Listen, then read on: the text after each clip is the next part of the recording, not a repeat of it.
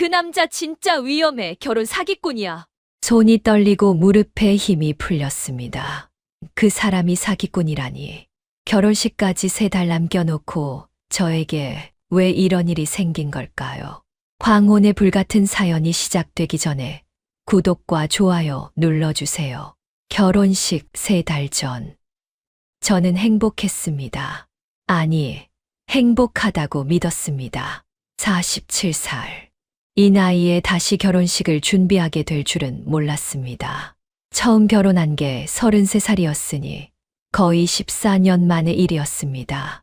첫 결혼은 오래 가지 못했습니다. 5년 만에 끝났습니다. 38배 봄에 이혼 도장을 찍었을 때 전 세상이 무너지는 줄 알았습니다. 이혼 사유는 간단했습니다. 성격 차이. 법원에서도 그렇게 적었고 주변 사람들에게도 그렇게 말했습니다. 하지만 진짜 이유는 따로 있었습니다. 그냥 서로에게 무관심했던 겁니다. 사랑이 식었다는 게 이런 건가 싶었습니다. 결혼 생활 내내 저는 투명인간 같았습니다. 아침에 밥을 차려놔도 저녁에 집에 들어와도 그 사람은 고개 한 번 제대로 들지 않았습니다. 대화는 점점 줄어들었고 나중엔 일주일에 한 번도 제대로 된 대화를 나누지 못했습니다. 당신, 오늘 저녁 뭐 먹을래? 아무거나. 그게 전부였습니다. 5년 동안의 결혼 생활이 그렇게 식어버렸습니다. 이혼하던 날, 전 울지 않았습니다. 오히려 후련했습니다. 이제 더 이상 투명인간처럼 살지 않아도 되겠구나 싶었습니다. 하지만 집으로 돌아와 텅 빈 거실에 앉았을 때 그제야 눈물이 났습니다. 실패했다는 생각, 제가 뭔가 부족했다는 생각, 그런 생각들이 밤마다 저를 괴롭혔습니다. 그 후로 8년이 흘렀습니다. 38부터 46까지. 그 긴 시간 동안 저는 단 한 번도 남자를 만나지 않았습니다. 유진아, 소개팅 한번 해봐. 괜찮은 사람 있는데. 회사 동료들이 가끔 그런 제안을 했지만 전 번번이 거절했습니다. 아니야, 괜찮아. 나 혼자 사는 거 편해. 거짓말이었습니다. 편한 게 아니라 두려웠던 겁니다. 또다시 누군가에게 투명인간 취급을 받을까봐, 또다시 상처받을까봐 겁이 났습니다. 그래서 전 일에만 매달렸습니다. 회사에서 제일 먼저 출근하고 제일 늦게 퇴근했습니다. 주말에도 나와서 일했습니다. 상사들은 제가 성실하다고 칭찬했지만 사실 집에 가기 싫었던 겁니다. 텅 빈 집, 혼자 먹는 저녁, 아무도 기다리지 않는 퇴근길. 그게 제 일상이었습니다. 10년째 다니던 회사는 작은 무역회사였습니다. 직원이 20명도 안 되는 곳이었지만 저한텐 2번째 집이나 다름없었습니다. 이혼 후에도 묵묵히 자리를 지켜준 곳이었으니까요. 유진 씨, 오늘 회식인데 올 거죠?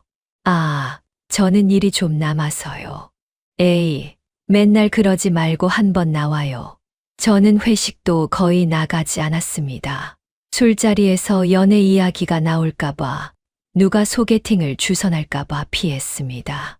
45이 되었을 때 문득 거울을 봤습니다. 단발머리는 어느새 흰머리가 섞여 있었고 얼굴엔 주름이 패여 있었습니다. 38배 제 모습과는 너무 달랐습니다. 이렇게 늙어가는구나. 쓸쓸했습니다. 하지만 이게 제 선택이었고 제 인생이었습니다. 누굴 탓할 수도 없었습니다. 그런데 46이 되던 해 모든 게 바뀌었습니다. 회사 선배 언니가 어느 날 제 자리로 왔습니다. 정미 언니는 저보다 5살 많은 선배로 이혼 후 제일 많이 챙겨준 사람이었습니다. 유진아, 오늘 퇴근하고 시간 있어? 네, 언니. 무슨 일이세요? 소개팅 시켜줄 사람이 있어. 순간 몸이 굳었습니다. 또 그 이야기였습니다. 언니, 저 괜찮아요. 혼자 사는 거 편해서. 유진아, 정미 언니가 제 손을 잡았습니다. 너 8년 동안 누구 한 명 만나지 않았잖아. 이혼 때문에 그렇게 움츠러들어 살 거야? 아니, 그게 아니라 한 번만 만나봐. 딱 한 번만. 안 맞으면 안 만나면 되고. 응. 정미 언니의 눈빛이 진지했습니다. 거절하기가 어려웠습니다. 그 사람도 이혼했어. 너처럼 혼자 오래 살았고, 나이도 너랑 비슷해. 50살인데 되게 성실하고 착해. 언니가 아는 사람이에요. 응. 우리 회사랑 거래하는 회사 사장님이야. 작은 회사지만 성실하게 운영하더라고. 한번 만나봐. 저는 망설였습니다. 8년 동안 쌓아온 제 벽이 무너질 것 같았습니다. 하지만 정미 언니의 눈빛을 보니 거절할 수가 없었습니다. 딱 한 번만요. 그래, 이번 주말에 약속 잡을게. 그날 밤 집에 돌아와서도 잠이 오지 않았습니다. 가슴이 두근거렸습니다. 설렘이 아니라 두려움이었습니다. 또 실패하면 어떡하지? 또 상처받으면 어떡하지? 하지만 한편으론 이런 생각도 들었습니다. 이대로 늙어가는 게 맞나? 8년도 혼자 살았는데 20년, 30년도 혼자 살 수 있을까? 주말이 다가왔습니다. 소개팅 날이었습니다. 저는 옷장을 열었습니다. 8년 동안 데이트 옷이라곤 사본 적이 없었습니다. 회사 갈 때 입는 무난한 옷들 뿐이었습니다. 결국 제일 깔끔해 보이는 베이지색 블라우스와 검정 바지를 골랐습니다. 거울을 봤습니다. 화장도 오랜만이었습니다. 손이 떨렸습니다. 왜 이렇게 떨리지? 약속 장소는 회사 근처 조용한 카페였습니다. 일부러 정미 언니가 아는 곳으로 정한 거였습니다. 카페에 들어서니 구석 자리에 남자가 앉아 있었습니다. 정장 차림에 머리를 단정하게 넘긴 모습이었습니다. 키는 보통이었고 얼굴은 무뚝뚝해 보였습니다. 눈이 마주치자 그 사람이 일어났습니다. 이유진 씨 맞으시죠? 저는 박창훈입니다. 목소리도 무뚝뚝했습니다. 약수를 청했는데 손이 따뜻했습니다. 네, 반갑습니다. 우리는 자리에 앉았습니다. 커피를 주문했습니다. 어색한 침묵이 흘렀습니다. 정미 씨한테 많이 들었습니다. 아, 네. 저도요. 일은 어떤 일 하세요? 무역회사 다닙니다. 박창훈 씨는요? 작은 회사 운영하고 있습니다. 대화가 이어지지 않았습니다. 저는 점점 불편해졌습니다. 역시 소개팅은 제 체질이 아니었습니다. 빨리 끝내고 집에 가야겠다. 그때 박창훈이 입을 열었습니다. 사실 저도 소개팅 처음이라 많이 떨립니다. 네, 이혼하고 8년 동안 혼자 살았거든요. 정미 씨가 권유해서 나왔는데 뭐라고 말해야 할지 모르겠네요. 그 말에 저는 조금 놀랐습니다. 무뚝뚝해 보였는데 떨리는 거였습니다. 저처럼 저도 그래요. 8년 만에 나온 자리라. 아, 그러시구나. 그럼 우리 비슷하네요. 박창훈이 처음으로 웃었습니다. 어색하지만 따뜻한 미소였습니다. 그렇게 우리의 첫 만남이 시작되었습니다. 카페를 나서면서 박창훈이 다음에 또 만날 수 있냐고 물었습니다. 저는 잠시 망설였습니다. 8년 동안 쌓아온 벽이 쉽게 무너지지 않았습니다. 하지만 그의 눈빛이 진지했습니다. 생각해보겠다고 했더니 천천히 생각하라며 명함을 건넸습니다. 박창훈 대표이사라고 적혀 있었습니다. 집으로 돌아오는 길, 가슴이 두근거렸습니다. 설렘이었을까요? 아니면 불안이었을까요? 잘 모르겠었습니다. 이틀 후 그에게서 문자가 왔습니다. 식사 한번 같이 할 수 있냐고, 부담 갖지 말고 편하게 생각해달라는 내용이었습니다. 저는 한참을 고민했습니다. 손가락이 문자 위에서 맴돌았습니다. 거절할까, 수락할까. 결국 좋다고 답장을 보냈습니다. 첫 식사 약속은 회사 근처 조용한 한식당이었습니다. 박창훈은 이미 와 있었습니다. 제가 도착하기 30분 전부터 기다렸다고 했습니다. 일찍 끝나서 기다린 지 얼마 안 됐다고 했지만 거짓말이었습니다. 나중에 알았지만 그는 늘 약속 시간보다 30분 일찍 나왔습니다. 상대방을 기다리게 하기 싫어서였습니다. 식사를 하면서 우리는 조금씩 서로를 알아갔습니다. 그는 말이 많지 않았습니다. 물어보면 대답했지만 먼저 말을 꺼내는 일은 거의 없었습니다. 일은 어떠냐고 물으면 괜찮다고, 바쁘긴 하지만 할만하다고 했습니다. 회사는 10년 됐고 직원은 많지 않지만 다들 오래 다녀서 가족 같다고 했습니다. 대화가 자주 끊겼습니다. 어색한 침묵이 흘렀습니다. 저는 점점 불편해졌습니다. 역시 안 맞는 건가 싶었습니다. 그때 박창훈이 자기가 말이 별로 없어서 불편하냐고 물었습니다. 아니라고 했지만 그는 사실 자기도 안다고, 사람들이 자기를 무뚝뚝하다고 많이 그런다고 했습니다. 원래 이래서 죄송하다며 고개를 숙였습니다. 미안해하는 모습이 진심이었습니다. 저도 말 많은 편은 아니라고 했더니 그가 처음으로 안도하는 표정을 지었습니다. 그렇게 우리는 한 달에 2~3번씩 만났습니다. 식사도 하고 가끔 영화도 봤습니다. 박창훈은 여전히 말이 없었지만 행동으로 보여줬습니다. 비가 오는 날이었습니다. 저는 우산을 안 가져왔습니다. 퇴근 시간에 빗줄기가 거세졌습니다.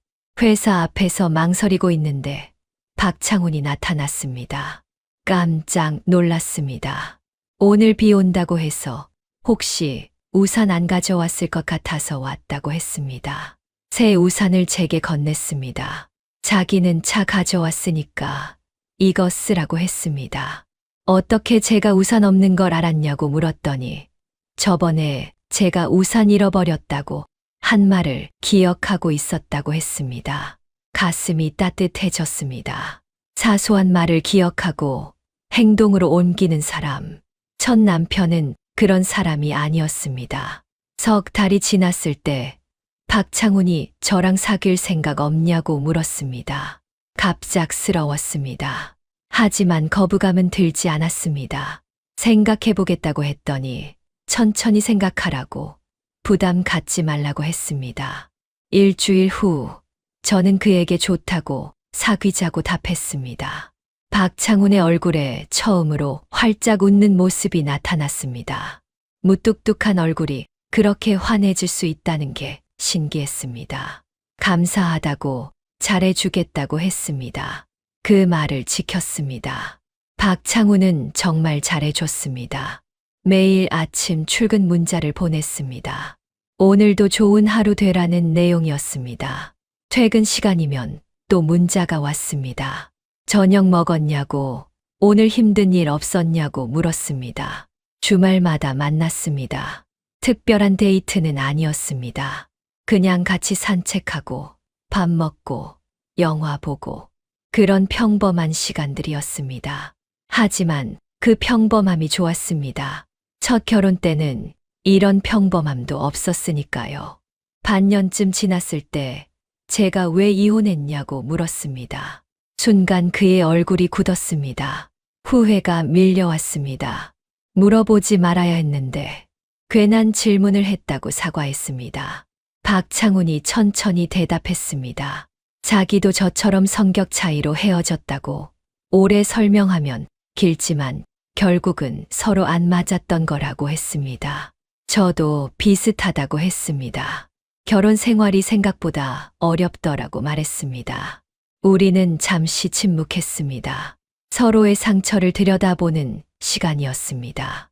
그때 박창훈이 제 손을 잡으며 말했습니다. 우리 과거는 묻지 말자고. 서로 과거에 무슨 일이 있었든 왜 이혼했든 그건 중요하지 않다고 했습니다. 지금 우리가 어떤 사이인지, 앞으로 어떻게 살아갈지가 중요한 거라고 했습니다. 그 말에 눈물이 났습니다. 누군가 제 과거를 묻지 않겠다고, 지금의 저만 봐주겠다고 말해준 게 처음이었습니다. 고맙다고 했더니 박창훈도 고맙다고, 자기 같은 무뚝뚝한 사람 만나줘서 고맙다고 했습니다.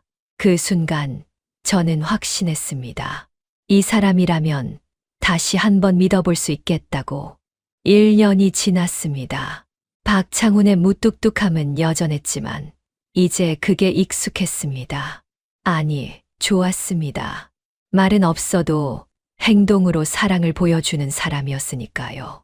어느 주말 박창훈이 드라이브를 가자고 했습니다. 바닷가로 갔습니다. 해가 지는 시간이었습니다. 박창훈이 저랑 결혼해달라고 했습니다. 심장이 멎는 줄 알았습니다. 반지도 없었고 무릎도 꿇지 않았습니다. 그냥 바다를 보며 담담하게 물었습니다. 갑자기냐고 되물었더니 1년 동안 생각 많이 했다고 했습니다. 이 사람이랑 평생 살고 싶다고, 매일 아침 같이 밥 먹고 저녁에 집에 들어오면 반겨줄 사람이 있었으면 좋겠다고 했습니다. 저 없는 삶은 이제 상상이 안 된다고, 그래서 용기 내서 물어본다고 했습니다. 저랑 결혼해 주겠냐고. 저는 울었습니다. 47살에 다시 청혼을 받을 줄은 몰랐습니다. 14년 만에 다시 누군가의 아내가 될 줄은 몰랐습니다. 결혼하자고 대답했습니다. 박창훈이 저를 꼭 안았습니다. 등이 따뜻했습니다. 행복하게 해주겠다고 했고, 저도 잘하겠다고 약속했습니다.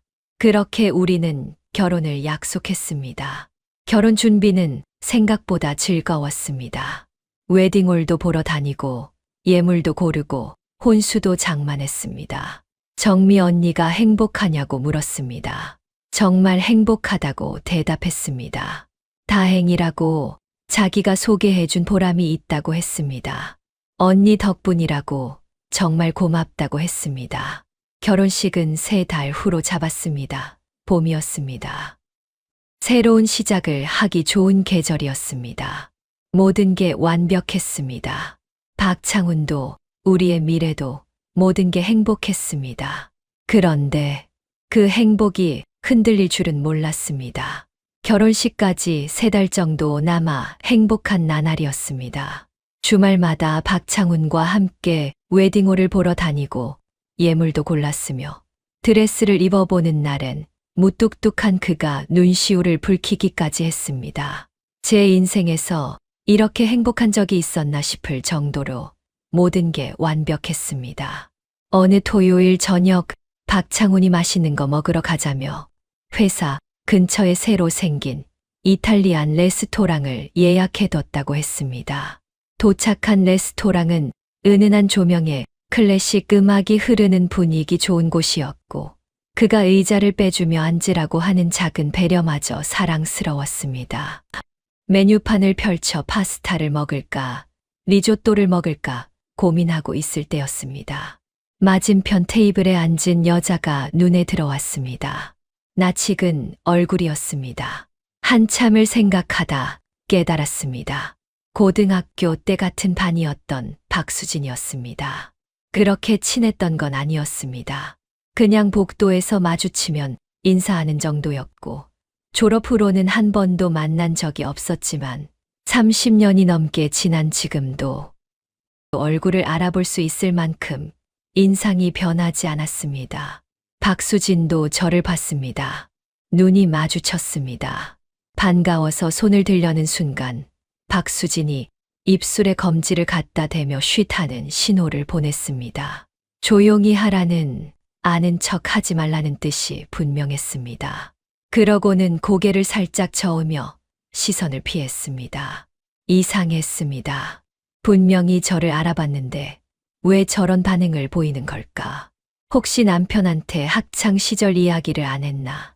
아니면 무슨 사정이 있나 궁금했지만 박창훈이 무슨 생각하냐며 메뉴 정했냐고 물어서 아무것도 아니라고 대답하고 파스타를 시켰습니다. 식사하는 내내 신경이 쓰였습니다. 박수진은 남편으로 보이는 남자와 함께 조용히 식사를 하면서 한 번도 제 쪽을 쳐다보지 않았습니다. 왜 저렇게 행동하는지 궁금했지만 물어볼 수도 없었습니다. 식사를 마치고 박창훈이 화장실 다녀오겠다고 하자 저도 따라 일어났습니다. 여자 화장실로 들어가 세면대에서 손을 씻으면서 거울을 보니 제 얼굴이 긴장한 것처럼 보였습니다. 그때 화장실 문이 열리며 박수진이 들어왔습니다. 눈이 마주치자 그녀가 재빨리 주위를 살피더니 우리 둘뿐이라는 걸 확인하고는 다가왔습니다. 표정이 심각했습니다. 오랜만이라고 인사를 건네며 정말 30년 정도 된 것 같다고 했더니 박수진의 반응이 이상했습니다. 인사는 받았지만 표정이 굳어 있었고 뭔가 할 말이 있는 것처럼 보였습니다. 아까 왜 아는 척 하지 말라고 했냐고 물었더니 박수진이 한숨을 쉬며 갑자기 물었습니다. 저 남자가 누구냐고, 아까 같이 있던 남자 말이냐고, 약혼자라고 3달 후에 결혼한다고 대답하자 순간 박수진의 얼굴이 하얗게 질렸습니다. 뭔가 잘못됐다는 표정으로 입술을 떨며 제 팔을 꽉 잡았습니다. 유진아라고 부르는 목소리가 떨렸고 제 손을 잡은 그녀의 손이 차갑게 식어 있었습니다. 박수진이 말했습니다. 유진아, 저 남자 진짜 위험해. 심장이 쿵 내려앉았습니다. 위험하다니 무슨 뜻이냐고 물었더니 박수진이 주위를 다시 한번 살피고는 낮은 목소리로 말했습니다. 저 남자는 결혼 사기꾼이라고 여자들한테 다정하게 다가가서 결혼하자고 약속한 다음 결혼 직전에 사업 자금이 필요하다며 돈을 받아내고는 잠수를 탄다고 했습니다. 머리가 하얘졌습니다. 결혼 사기꾼이라니 무슨 소리냐고 되물었지만 박수진은 계속 설명했습니다. 돈을 받으면 연락이 끊기고 나중에 경찰에 신고해도 여자가 원해서 준 걸로 처리돼서 소용없다고 했습니다. 믿을 수 없었습니다. 박창훈이 그런 사람이라니 1년을 사귀면서 그런 사람 같지 않았는데 박수진이 제 어깨를 잡으며 믿기 힘들겠지만 진짜라고 자기가 거짓말할 이유가 없지 않냐고 했습니다. 어떻게 그걸 아냐고 물었더니 자기 친한 언니가 몇 년 전에 저 남자한테 당했다고 했습니다. 결혼한다고 좋은 사람 만났다며 사진도 보여주고 얼굴도 봤는데 결혼 직전에 돈 다 털렸다고 지금은 완전히 망해서 바닥 인생을 살고 있다고 했습니다. 그래서 오늘 식당에서 저 남자를 보고 깜짝 놀랐다고 분명히 그 사람이 맞다고 했습니다. 제발 조심하라고 절대 돈 주지 말라고 아니 차라리 헤어지는 게 낫다고 했습니다.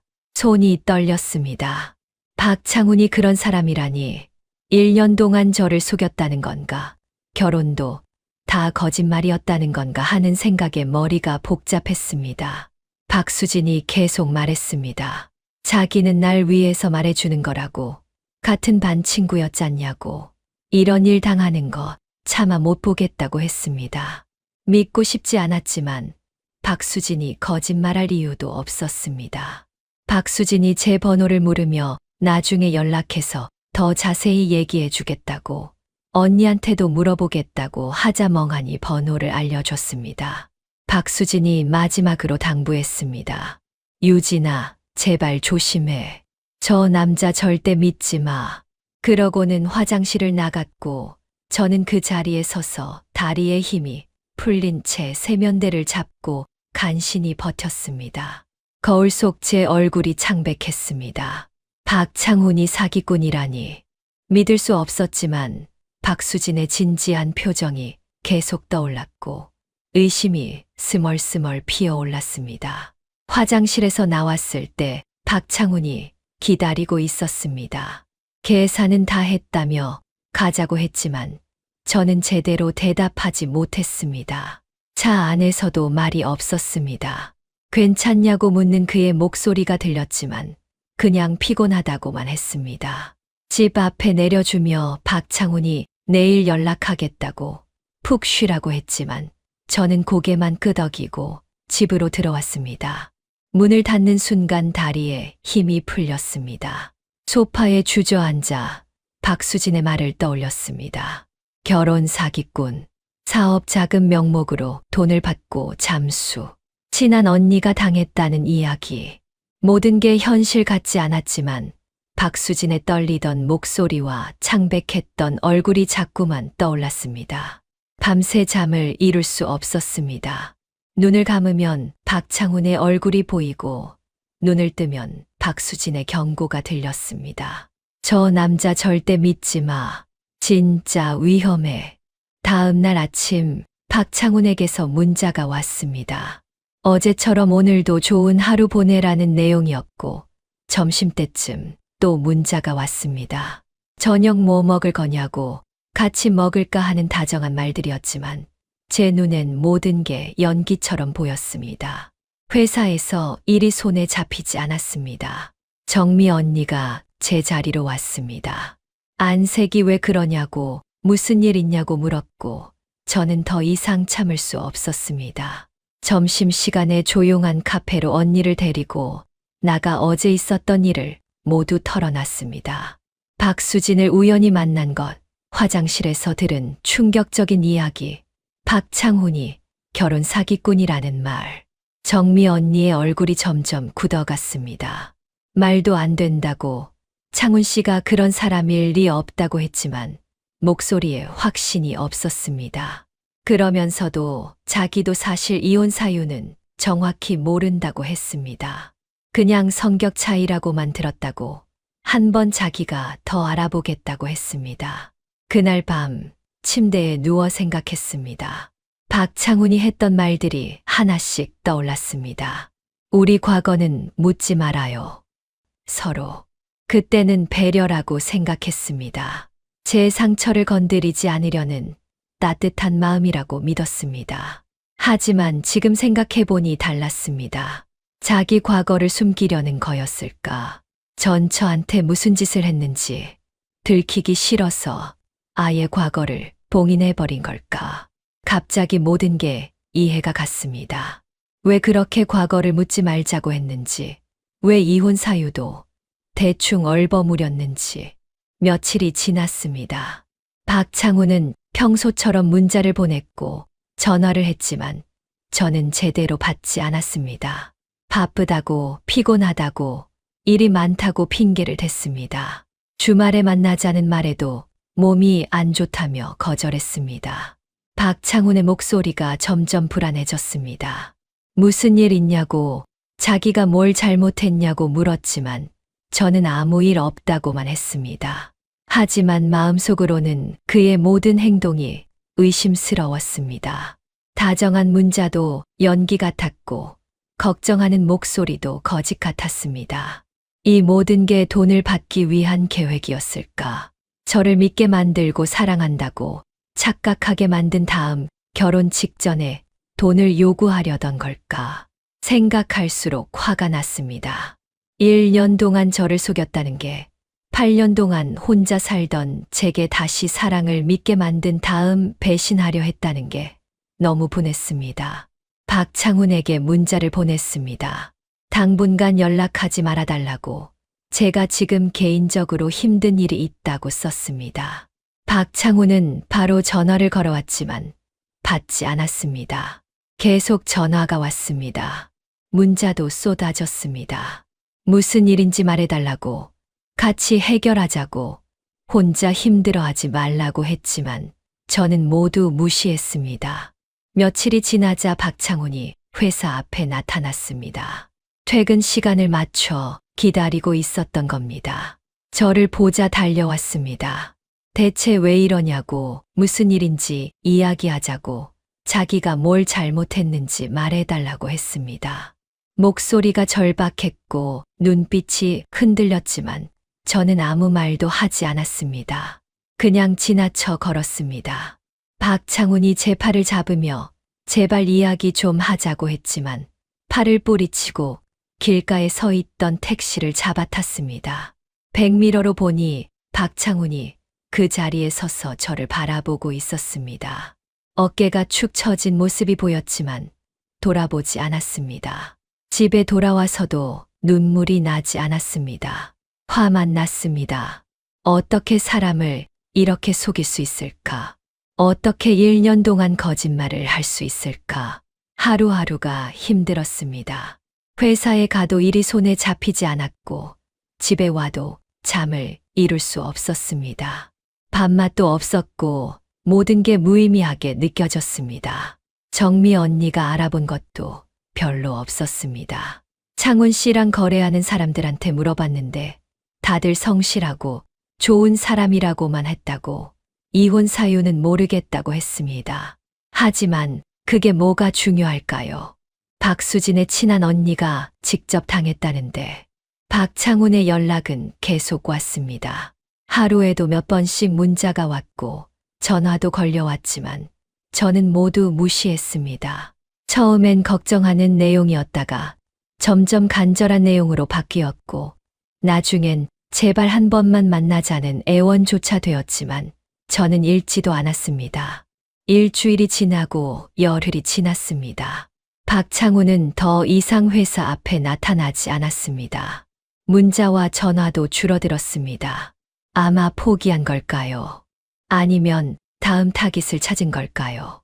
그렇게 2주가 지났습니다.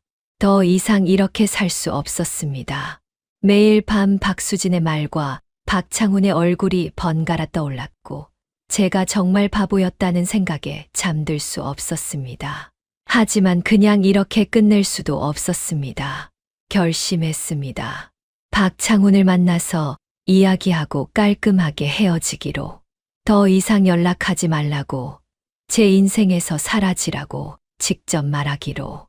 박창훈에게 문자를 보냈습니다. 만나서 이야기하자고. 박창훈에게 문자를 보냈습니다. 만나서 이야기하자고. 답장은 1분도 안 돼서 왔습니다. 언제든 좋다고, 어디서 만날까 하는 간절한 내용이었습니다. 회사 근처 조용한 카페를 약속 장소로 정했습니다. 오후 6시. 퇴근하고 바로 갈 수 있는 시간이었습니다. 그날 하루 종일 일이 손에 잡히지 않았습니다. 머릿속으로 계속 연습했습니다. 뭐라고 말할까? 어떻게 헤어지자고 할까? 차분하게 말해야 한다고 다짐했지만 가슴이 두근거렸습니다. 퇴근 시간이 되자 화장실에 들러 거울을 봤습니다. 2주 동안 제대로 먹지도 자지도 못해서 얼굴이 많이 상했습니다. 하지만 상관없었습니다. 오늘로 끝낼 거니까. 카페에 들어서자 박창훈이 이미 와 있었습니다. 구석 자리에 앉아 있었는데 모습을 보고 깜짝 놀랐습니다. 초췌했습니다. 수염이 자라 있었고 얼굴에 핏기가 없었으며 눈 밑에는 다크서클이 짙게 패여 있었습니다. 제가 다가가자 박창훈이 벌떡 일어났습니다. 유진 씨, 라고 부르는 목소리가 떨렸습니다. 자리에 앉았습니다. 커피는 시키지 않았습니다. 오래 있을 생각이 없었으니까요. 박창훈이 먼저 입을 열었습니다. 대체 무슨 일이냐고, 자기가 뭘 잘못했는지 말해달라고, 2주 동안 미칠 것 같았다고 했습니다. 저는 그를 똑바로 쳐다보며 물었습니다. 당신 결혼 사기꾼이죠? 박창훈의 얼굴이 하얗게 질렸습니다. 입이 벌어진 채 굳어버렸습니다. 계속 말했습니다. 당신 전처랑 어떻게 헤어졌는지 자세하게 다 이야기해보라고. 그리고 전처랑 헤어지고 만났던 여자들 없었다면서 왜 들리는 이야기로는 많은 여자들을 만나고 돈을 갈취했다는 거냐고 물었습니다. 박창훈이 황당하다는 표정으로 되물었습니다. 도대체 어디서 그런 허무맹랑한 이야기를 들었냐고, 자기가 그런 사람으로 보이냐고 했습니다. 저는 냉정하게 대답했습니다. 사실 그때 식당에서 고등학교 동창을 만났다고, 그 친구 언니가 당신한테 당했다며 조심하라고 했다고 말했습니다. 1년밖에 안 만난 나로서는 너무 힘들고 의심스러운 상황이었다고, 그래서 이렇게 될 수밖에 없었다고 했습니다. 박창훈이 다급하게 물었습니다. 그 여자 이름이 뭐냐고, 누구냐고. 박수진이라고 대답했습니다. 순간 박창훈이 머리를 부여잡았습니다. 아, 하며 길게 한숨을 쉬었습니다. 그러고는 양손으로 얼굴을 감싼 채 고개를 떨구었습니다. 한참을 그렇게 있다가 천천히 고개를 들었습니다. 눈이 충혈되어 있었습니다. 그러고는 말했습니다. 박수진은 자기 전처 동생이라고 자기 처제였다고 했습니다. 처제. 믿을 수 없었습니다. 박수진이 박창훈의 처제라니. 그럼 박수진이 말한 언니는 박창훈이 말을 이었습니다. 지금까지 입을 다물고 살았지만 오해를 풀기 위해서 말하겠다고 했습니다. 결혼하고 사업을 시작하게 돼서 바빴다고. 그때부터 아내가 바람을 폈다고 했습니다. 아내는 결혼 초부터 사치가 심했다고. 명품을 사고 차를 바꾸고 심지어 처제인 박수진도 형부 돈으로 펑펑 썼다고 했습니다. 사업이 잘 되고 나서는 더 심해졌다고. 대놓고 외롭다며 바람을 피우고 돈까지 계속 펑펑 썼다고 했습니다. 참다 못해 이혼하자고 했더니 여자가 재산 분할을 달라며 큰 돈을 가져갔다고 했습니다. 박창훈의 목소리가 떨렸습니다. 사람한테 크게 되었다고, 그때 얼마나 힘들었는지 모른다고, 절대로 다시는 사람을 안 만나겠다고 다짐했다고 했습니다. 그러다 저를 만났다고 했습니다. 처음엔 소개팅이 싫었는데 정미 씨가 너무 권해서 나갔다고. 근데 저를 보는 순간 달랐다고 했습니다. 1년 동안 사귀면서 정말 마음이 바뀌었다고. 이 사람이라면 다시 믿어볼 수 있겠다고 생각했다고 했습니다. 과거를 묻지 말자고 한 것도 그 때문이었다고 했습니다. 자기 상처를 다시 들춰내고 싶지 않았고, 저한테도 과거의 아픈 기억을 떠올리게 하고 싶지 않았다고, 그냥 둘이 새롭게 시작하고 싶었다고 했습니다. 박수진은 언니가 이혼하고 나서 연락이 끊겼다고 했습니다. 아마 언니가 재산 분할로 큰 돈을 받은 걸 박수진도 알 텐데 그 돈이 어디로 갔는지는 모르겠다고, 언니가 계속 사치를 부리다 다 날렸을 거라고 했습니다. 그러면서 박창훈이 물었습니다. 박수진이 뭐라고 했냐고, 자기가 여자들한테 돈을 받고 도망쳤다고 했냐고 물었습니다. 고개를 끄덕였습니다.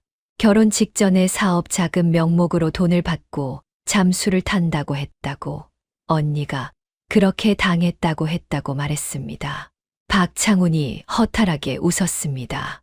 완전히 반대라고, 자기가 돈을 뜯긴 거지 뜯은 게 아니라고 했습니다.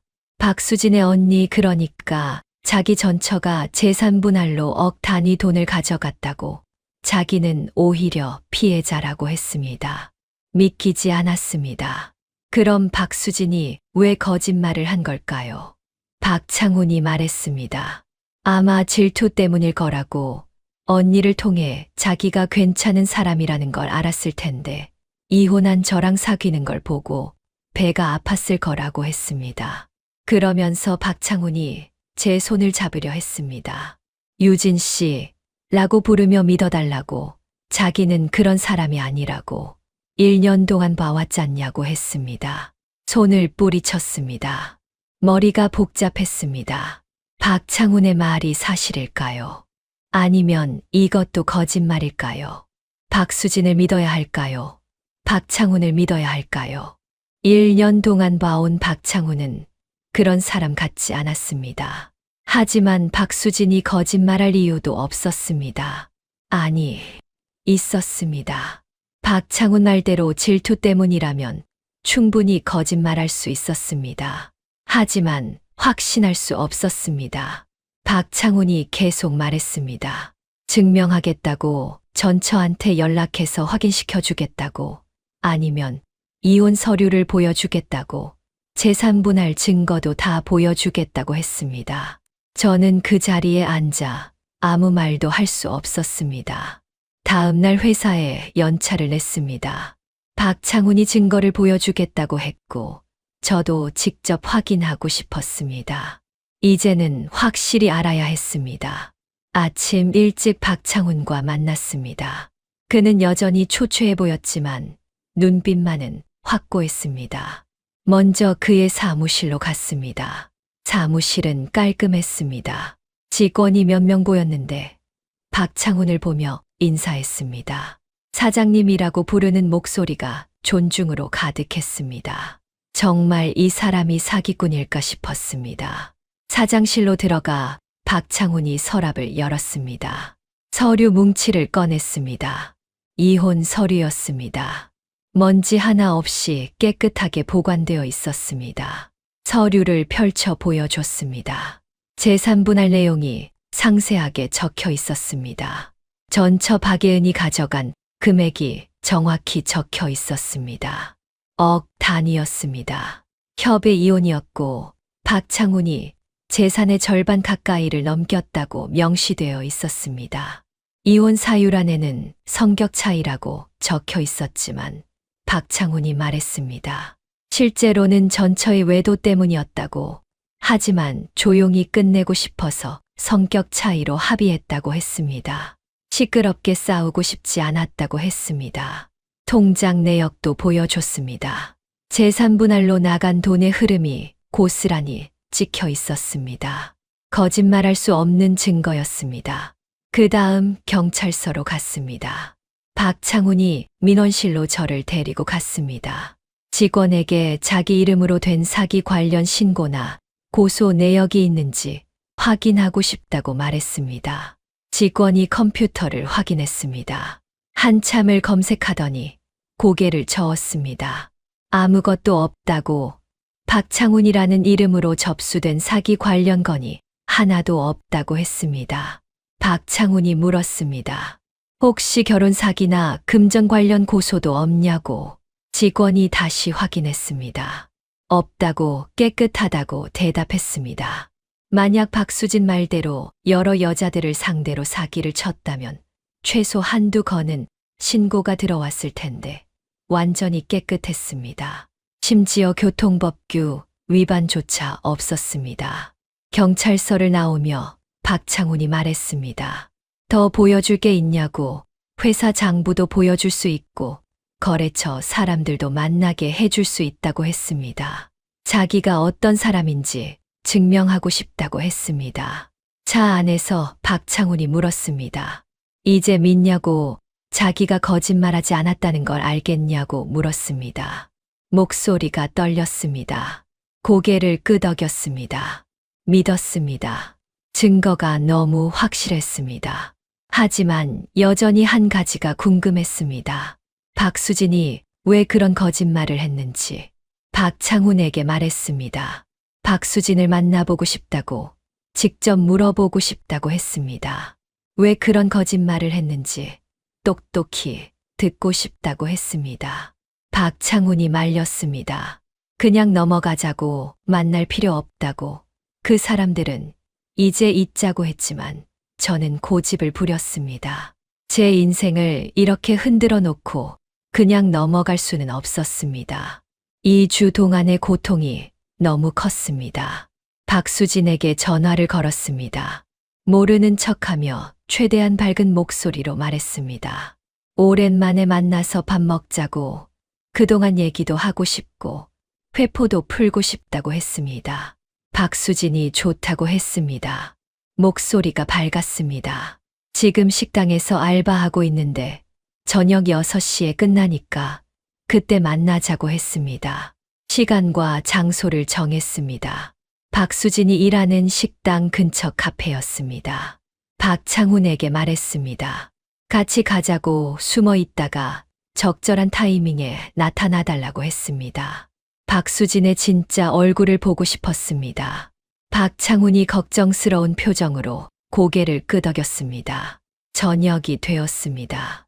박수진이 일하는 작은 한식당 근처 카페로 갔습니다. 박창훈은 카페 밖에서 기다리기로 했습니다. 제가 신호를 보내면 들어오기로 약속했습니다. 박수진은 앞치마를 벗고 나왔습니다. 화장을 고치고 온 듯 보였습니다. 반갑다며 손을 흔들었습니다. 마치 정말 친한 친구처럼 행동했습니다. 자리에 앉자마자 박수진이 물었습니다. 헤어졌냐고. 그 남자랑 어떻게 됐냐고 물었습니다. 궁금하다는 표정이었지만 눈빛 깊은 곳에 뭔가 다른 게 있었습니다. 저는 천천히 되물었습니다. 왜 헤어지길 바랐냐고, 그게 왜 궁금하냐고, 정말 나를 걱정해서였냐고 물었습니다. 박수진이 당황하며 말했습니다. 아니, 너 걱정돼서 말해준 건데 왜 그렇게 쏘아붙이냐고. 친구 걱정해 주는 게 잘못이냐고. 30년 만에 만났어도 친구는 친구 아니냐고 했습니다. 저는 핸드폰을 꺼내 검색한 화면을 보여줬습니다. 박예은이라는 이름이 적혀 있었습니다. 혹시 너 친한 언니 이름이 박예은이냐고 물었습니다. 박수진의 얼굴이 굳었습니다. 그걸 어떻게 알았냐고, 누가 말했냐고, 박창훈이 말했냐고 다급하게 물었습니다. 손이 떨리고 있었습니다. 계속 추궁했습니다. 너 친언니 아니냐고, 그리고 그 박창훈이 너 형부였으면서 왜 친한 언니라고 거짓말했냐고, 왜 형부를 결혼 사기꾼이라고 했냐고, 도대체 왜 그런 거짓말을 한 거냐고 물었습니다. 박수진이 발끈했습니다. 너 박창훈한테 그걸 또 다 말해서 걔 말에 넘어간 거라고. 형부가 뭐라고 했는지 모르지만 다 거짓말이라고. 형부가 언니한테 뭘 했는지 너는 모른다고 소리쳤습니다. 그때였습니다. 카페 문이 열리며 박창훈이 들어왔습니다. 제가 미리 문자로 신호를 보냈던 겁니다. 박수진의 얼굴이 창백해졌습니다. 형부가 왜 여기 있냐고, 어떻게 된 거냐고 중얼거렸습니다. 일어서려 했지만 다리에 힘이 없는 듯 주저앉았습니다. 박창훈이 우리 테이블로 다가와 의자를 빼고 앉았습니다. 표정이 차가웠습니다. 평소의 무뚝뚝함과는 다른 단호한 표정이었습니다. 왜 거짓말을 하고 다니냐고 물었습니다. 자기가 뭘 잘못했길래 결혼 사기꾼으로 만들어서 돌아다니냐고, 유진 씨한테 무슨 짓을 한 거냐고, 둘을 헤어지게 만들려고 한 거냐고 따졌습니다. 박수진이 울먹이기 시작했습니다. 형부가 언니 버리지만 않았어도 언니 저렇게 정신 나가지 않았다고, 다 형부 잘못이라고, 언니는 지금 정말 힘들게 산다고 소리쳤습니다. 박창훈이 차분하게 말했습니다. 자기는 버리지 않았다고, 언니가 돈을 선택해서 떠난 길이라고, 바람 피우고 사치하다가 재산 분할 받고 떠난 거라고, 자기는 오히려 피해자라고 했습니다. 박수진이 눈물을 흘리며 소리쳤습니다. 우리 둘 인생 다 망쳐놓고 왜 그 돈으로 이런 애 잘되게 해요? 언니는 지금 어떻게 사는데, 형부는 떵떵거리면서 새 여자 만나서 결혼하고, 그 꼴 못 봐요. 진짜 못 봐요. 머리를 한 대 맞은 것 같았습니다. 이게 진짜 이유였습니다. 질투였습니다. 박수진이 계속 울었습니다. 언니는 그 돈 다 날리고 지금 월세방에서 혼자 산다고, 자기도 언니 뒷바라지 하느라 힘들다고, 그런데 형부는 멀쩡하게 잘 살고 있다고, 새 여자까지 만나서 행복해 보인다고 했습니다. 그게 너무 배 아팠다고, 견딜 수 없었다고 했습니다.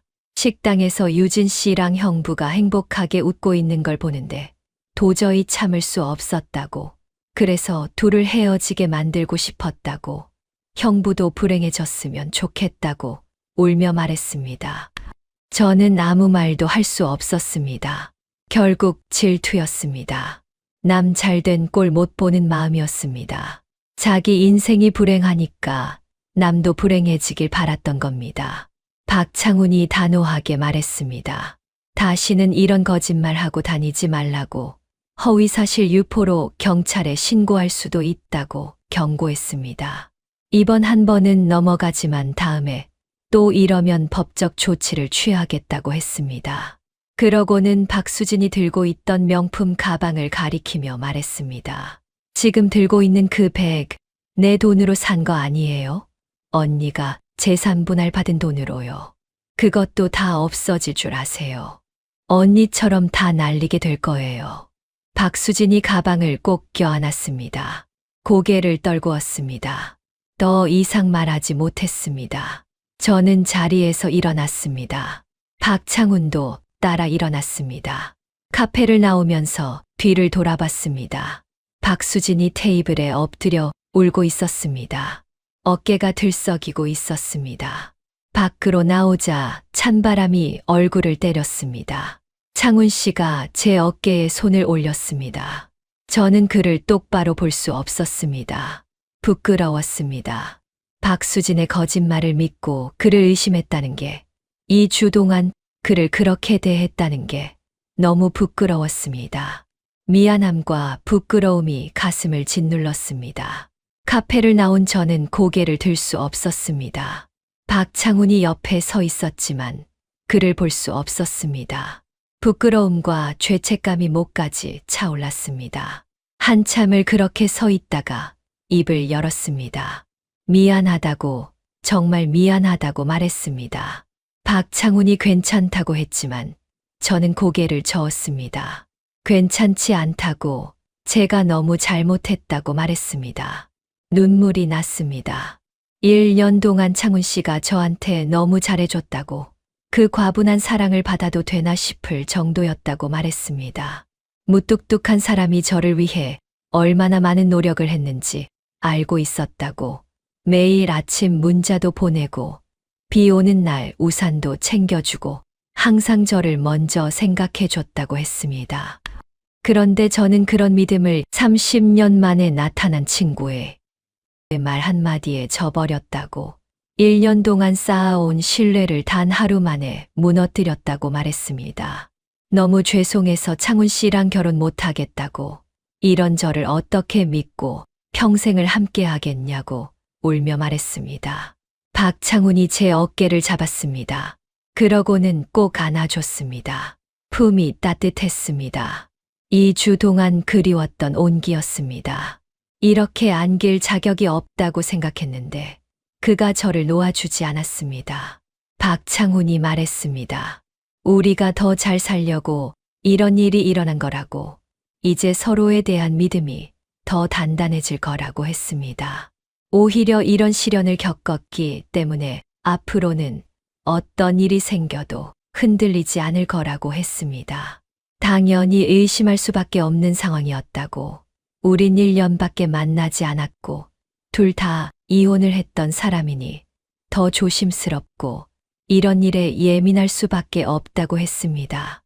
자기도 만약 같은 상황이었다면 똑같이 행동했을 거라고, 그러니 자책하지 말라고 했습니다. 다 이해한다고, 앞으로 무슨 일 있으면 절대 사라지지 말라고 했습니다. 함께 이야기하고 함께 해결하자고, 혼자 고민하지 말라고 했습니다. 목소리가 떨렸습니다. 2주 동안 정말 죽고 싶었어요.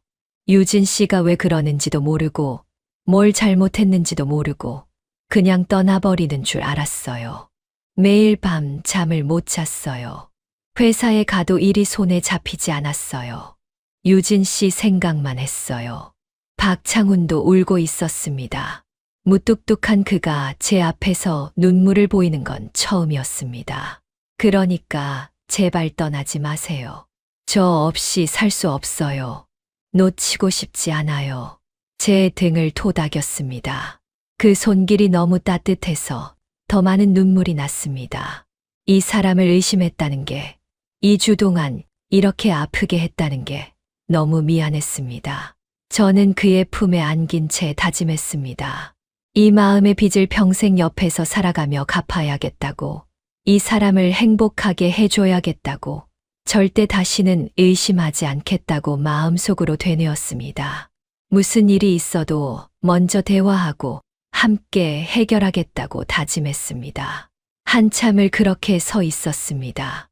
지나가는 사람들이 쳐다봤지만 상관없었습니다. 이 순간이 너무 소중했습니다. 놓칠 뻔했던 이 사람을 다시 붙잡았다는 게 기적 같았습니다. 그날 밤 박창훈이 집까지 바래다 줬습니다.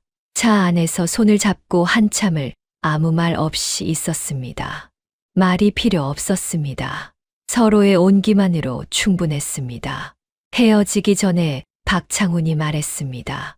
내일부터 다시 시작하자고, 결혼 준비도 다시 하고 예전처럼 행복하게 지내자고 했습니다. 저는 고개를 끄덕이며 약속했습니다. 다음 날부터 우리는 다시 결혼 준비를 시작했습니다. 2주 동안 멈췄던 모든 것들을 다시 진행했습니다. 웨딩홀 담당자를 다시 만나 최종 확인을 했습니다. 좌석 배치도 확인하고 음식 메뉴도 다시 점검했습니다.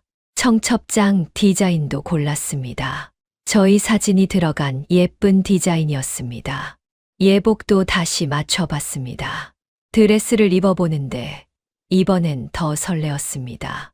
이제는 확실했습니다. 이 사람과 결혼하는 게 맞다는 걸, 평생을 함께할 사람이라는 걸 확신했습니다. 박창훈도 턱시도를 입어봤습니다. 멋있었습니다. 제가 그렇게 말하자 그가 수줍게 웃었습니다. 무뚝뚝한 사람이 웃는 모습이 참 좋았습니다. 정미 언니가 물었습니다. 다 해결됐냐고, 이제 괜찮냐고, 걱정하는 목소리였습니다. 고개를 끄덕였습니다. 다 오해였다고, 박수진이 질투 때문에 거짓말한 거였다고 말했습니다. 자세한 얘기는 하지 않았지만 언니는 이해한다는 표정으로 고개를 끄덕였습니다. 다행이라며 안도했고 이번엔 정말 행복하게 살라고 당부했습니다. 세 달이 빠르게 지나갔습니다. 창훈 씨와 함께 보낸 시간들은 예전보다 더 소중했습니다. 그 일을 겪고 나니 당연한 게 당연하지 않다는 걸 알았습니다. 함께 밥 먹고 함께 걷고 함께 웃는 그 평범한 순간들이 얼마나 소중한지 깨달았습니다. 결혼식 날이 밝았습니다. 날씨가 화창했습니다. 봄바람이 살랑살랑 불었고 하늘은 맑게 갰습니다. 마치 우리를 축복해 주는 것 같았습니다. 웨딩홀은 누구보다 화려하고 성대하게 꾸몄습니다. 박창훈이 제가 원하는 건 다 해주겠다고 했고 저도 이 날만큼은 가장 아름답게 만들고 싶었습니다. 꽃으로 장식된 홀이 마치 동화 속 같았습니다. 드레스를 입고 거울을 봤습니다. 47살의 신부, 14년 만의 결혼식. 믿기지 않았습니다. 제 인생에 다시 이런 날이 올 줄 몰랐습니다. 입장음악이 울렸습니다. 버진로드를 걸으며 박창훈을 봤습니다. 그가 저를 바라보고 있었습니다. 눈시울이 붉어져 있었습니다. 무뚝뚝한 그 사람이 결혼식에서 또 눈물을 보이고 있었습니다. 제 손을 잡았습니다. 손이 떨렸습니다. 저도 떨렸습니다. 너무 행복해서 떨렸습니다. 주례가 말했습니다. 서로 사랑하고 존중하며 평생을 함께 하겠냐고, 좋을 때나 힘들 때나 서로 의지하며 살아가겠냐고 물었습니다. 우리는 동시에 대답했습니다. 네, 라고 힘차게 대답했습니다. 그렇게 우리는 부부가 되었습니다. 하객들이 박수를 쳤습니다. 축하한다는 목소리들이 들렸습니다. 정미 언니가 울고 있었습니다. 행복하게 살라고 손짓했습니다. 결혼 생활은 행복했습니다.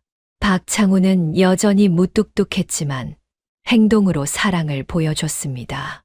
매일 아침 커피를 내려줬고 주말마다 함께 산책을 나갔습니다. 제가 피곤해하면 설거지를 해줬고 아플 때는 약을 사다 줬습니다. 저도 그를 위해 노력했습니다. 그가 좋아하는 음식을 만들었고 힘들어할 때 옆에 있어줬습니다. 말없이 손을 잡아주고 등을 토닥여줬습니다. 아이는 없었습니다. 둘 다 나이도 있고 이혼 후 오래 혼자 살았던 터라 굳이 아이를 가지려 하지 않았습니다.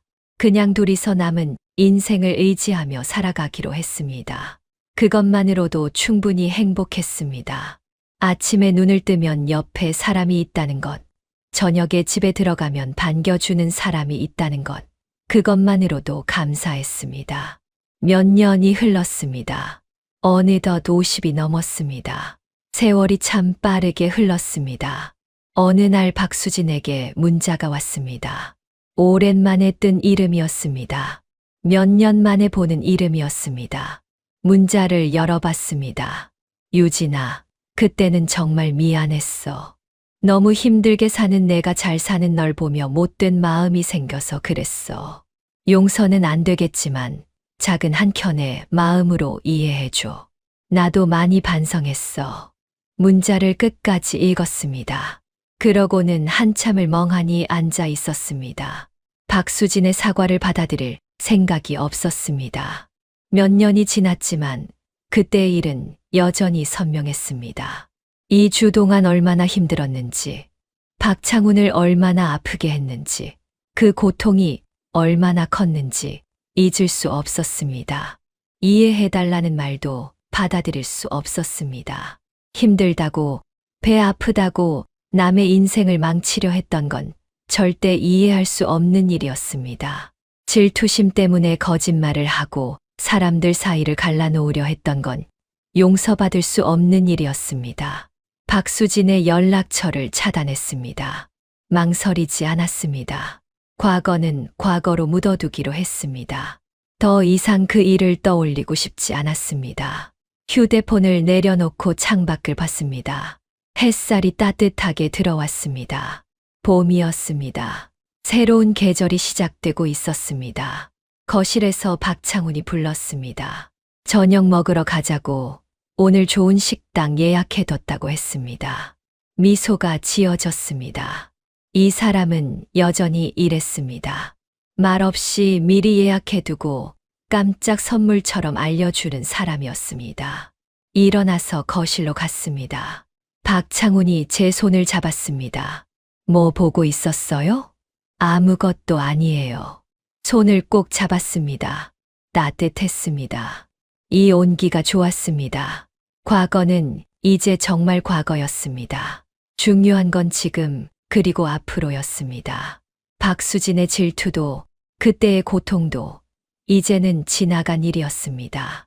우리는 함께 집을 나섰습니다. 저녁 노을이 아름다웠습니다. 하늘이 주황빛으로 물들어 가고 있었습니다. 걸으면서 박창훈이 제 손을 꼭 잡았습니다.